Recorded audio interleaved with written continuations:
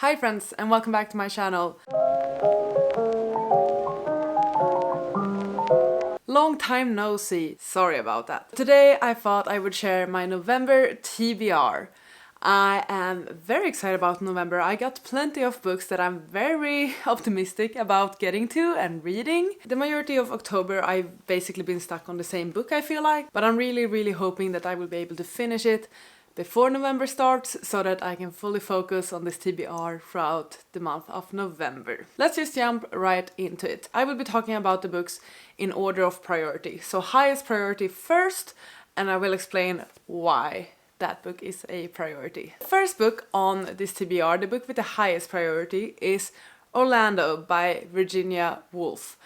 This will be my first ever Virginia Woolf book, and I just love this edition. Do you see that? It's gorgeous! The reason this book is my highest priority in November is because I will be reading this one for the book club I have together with my friends, and we are meeting at the end of the month to discuss this book, so of course I need to read it before then. I struggled for a while to figure out which edition of the book I would get, and then I saw this one and I was like set, because I think this is the most stunning edition of the book I could have found, so I'm very happy about that. If I read a bit off the back, it says, Virginia Woolf's most light-hearted novel is a playful and exuberant romp through history as seen through the eyes of a character whose life spans 3 centuries and 2 genders. As a teenage nobleman, Orlando spends his days in revelry at the Tudor court of Queen Elizabeth and his nights in writing earnest poetry. 2 kings later, Orlando is sent to serve as ambassador to Constantinople, where he awakens one day to find himself in the body of a woman. The Lady Orlando takes this circumstance in stride and returns to England, where she engages in love affairs, consorts with the famous poets of each age, finds happiness with an unconventional husband, and at last achieves publication of her own epic poem in the year 1928. With its blend of fantastical adventure and satirical wit, Orlando was an immediate popular and critical success, one whose statue as a classic has only grown with time. I'm excited. The text is a bit small, but other than that, I'm super excited. And once again, it looks so beautiful. Look at it. Second highest priority. Okay, next up on this TBR, we got Intermezzo by Sally Rooney. The reason why this is also quite high up on this TBR in priority is because I will need to return this to the library quite early on in November. I think my hold on this one is until the 9th of November, so I basically got 1 week, 9 days to read it. I would like to read this book because it's a recent release. I want to see what Sally Rooney has done this time.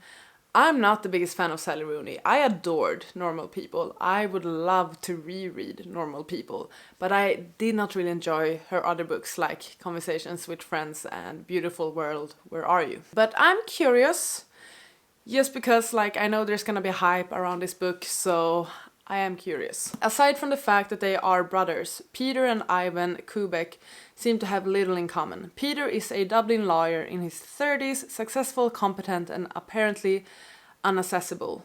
But in the wake of their father's death, he's medicating himself to sleep and struggling to manage his relationships with 2 very different women.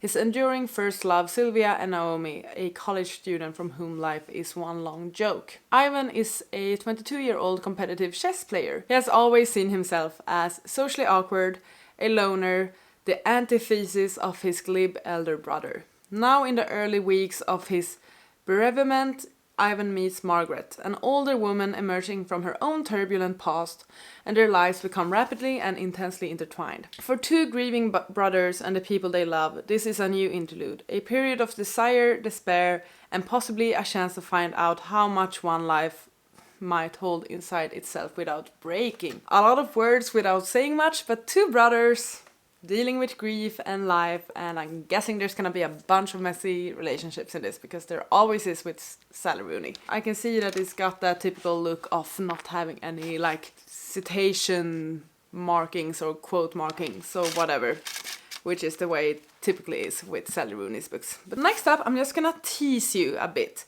These are books I'm hoping to read for a vlog. You might be able to guess the theme for the vlog, or you might not be able to, but I'm really hoping to do this vlog now in November because I am excited about this. 2 of these books are library books as well, so I will need to return them at some point. This is the stack I'm talking about. Here we have the books. First we've got The Adventures of Amina Al-Sirafi by Shannon Chakraborty. A fantasy adventure standalone, gonna be epic. Very excited about this one. Next up we got One Piece, the 7th, 8th and 9th volume in the series. So I'm continuing reading One Piece, continuing with the East Blue saga, whatever you call it. And yeah, I'm excited to continue with this series, and I'm so happy that my library has these books so I can borrow them and read them. That's incredible. And finally, we've got A True Account, Hannah Massey's Sojourn Amongst the Pirates, written by herself, by Catherine Howie, or Ho, or however you should say that. And this is like a historical fiction adventure book, I'm guessing. Those are 3 books I'm hoping to get to. Another book I'm hoping to read soon is Nanjing by Iris Chang. I believe the full English title is something else. I got the Swedish translation. The original title is The Rape of Nanking, The Forgotten Holocaust of World War II. So this is a non-fiction. I talked about this one a tad bit in a vlog I did. One of my friends in the book club for which I'm reading Orlando this month, she asked if any of us would be interested in reading about the things that happened in Nanking during the Second World War. And we basically decided that not everyone needs to read this one. It's not like a mandatory book for the book club because it can be quite a heavy read. But those who were interested could pick up the book and we could discuss it later at some point. So I checked and my library actually had a book, which is epic. It's the Swedish edition, but honestly that doesn't matter because it's all just facts and actual events. So yeah. My only knowledge about these events are from the Poppy War series. I know that the Poppy War draws a lot from real events, like a lot of inspiration from that, and there is one chapter in particular that is basically like a fictional retelling of these events. It's a very gruesome, horrible, tragic chapter to read. Like I felt sick reading that chapter, and that's just fiction. So I do think this is gonna be heavy. Second lowest priority here is a series I am excited to start, but I'm not sure if I will be able to get to it in November. And that is Malice by John Gwynne. Gwynne? Becca from Becca and the Books hosts a book club called the Catch Up Book Club. What she does is she picks a fantasy series and the book club reads the books bi-monthly. I have attempted to participate previously. I tried to do that with the First Law series. I only got 1.5 books into it before I dropped out, but I'm gonna make another attempt. So for the next round of the book club, they are reading the Faithful and the Fallen series by John Gwynne, and I thought I would make an attempt to join. The book club is bi-monthly, so I don't need to finish this one in November. I could actually read it in December as well, which is great. Since I already have this on my shelf, it's a good opportunity for me to actually get to it. The banished lands have a violent past where armies of men and giants clashed in battle. An uneasy peace reigns, but now giants stir once more. The very stones weep blood, and there are sightings of gigantic worms. Those who can still read the signs see a prophecy realized. Sorrow will darken the world as angels and demons make it their battlefield.